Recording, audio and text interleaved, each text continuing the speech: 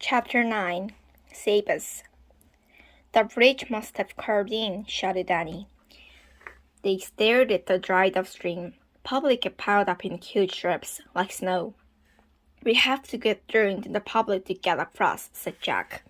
He and Annie slid down onto the bank under the piles of public. As they started to move across it, more and more fell. Jack tried to move through the millions of warm, grassy, grayish-white puddles, but he was trapped. I'm stuck, cried Annie. Me too, said Jack. Remember what Morgan said Annie.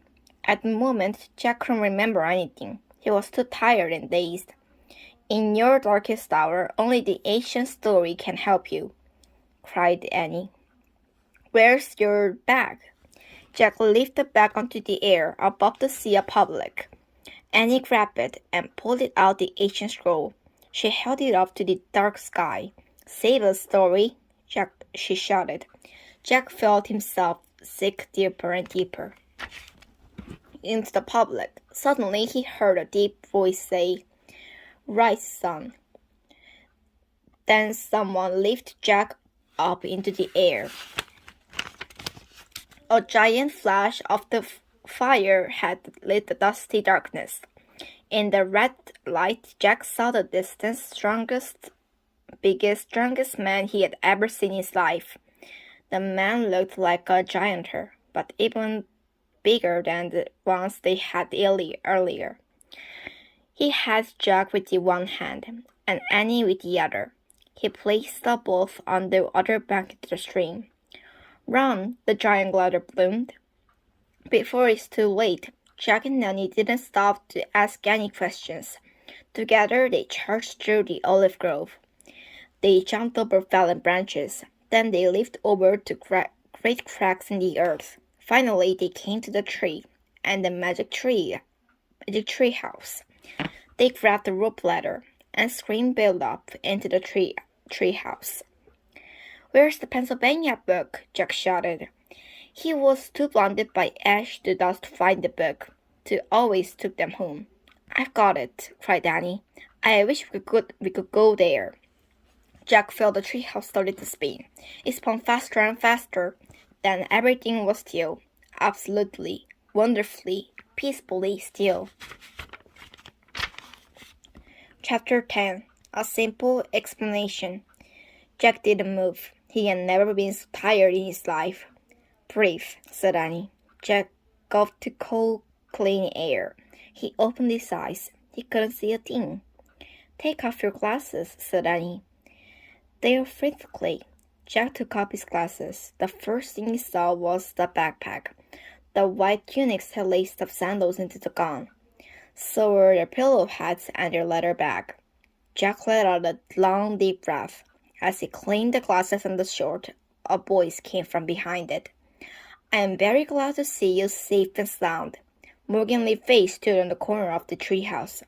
She looked as lovely and mysterious as ever.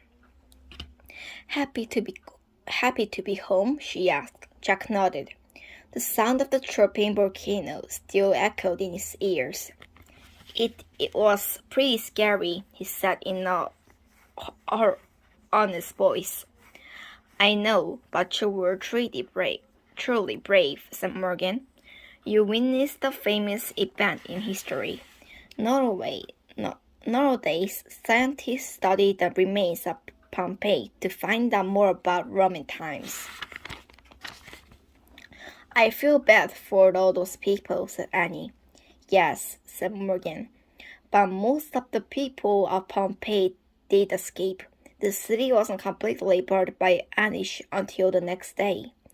We were almost trapped, said Annie, but we asked the ancient story to help us. Then a huge crater helped me. Jack reached into his pack. He breathed a sigh of relief. The scroll was still there. He took it out. It was covered with dust and ashes. Here's the story, said Jack. He handed it to Morgan. I am deeply grateful, she said softly. You risked everything in bringing this to me. I can never thank you enough. Don't worry about it, said Jack. He didn't want Morgan to know how scared he had been. Yeah, no problem, said Annie. Morgan smiled. You're amazing master librarians, she said. Do you think you love rescuing another ancient story? Yes, said Annie. Now, said Jack. Actually, he's a little tired now. Morgan laughed. No, take a nice vacation. Come back 2 weeks from today. Then you will take a treat of ancient China, she said. Ancient China? Wow, said Annie. Oh man, said Jack. Go home now and rest, said Morgan. She handed Jack his pack. Thanks, he said. Bye. Bye, said Annie. Morgan gave them a little wave. Then Annie and Jack left the treehouse and headed toward the rope ladder. They reached the ground. Jack looked up.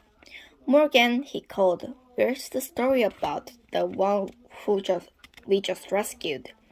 It's called The Strongest Man in the World, said Morgan. It's the lost tale about Hercules. Hercules, said Jack. Yes, he was one of the heroes of the Greeks and the Romans, said Morgan. He was a son of Jupiter. Oh, wow, now I get it, said Annie. I'm taking it back to Camelot's library, said Morgan. Everyone will be so excited for it. Thanks to you, she waved to them. Goodbye for now. As she waved, the wind began to wail.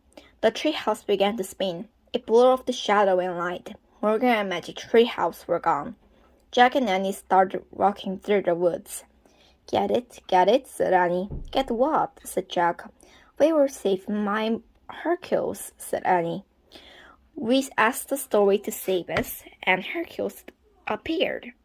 That's not possible, said Jack. It was just some gladiator guy. The story of Hercules is math. That means we never really lived. Then they left the woods and started their street. I know it's math, said Annie, but I have a simple explanation. What? Said Jack.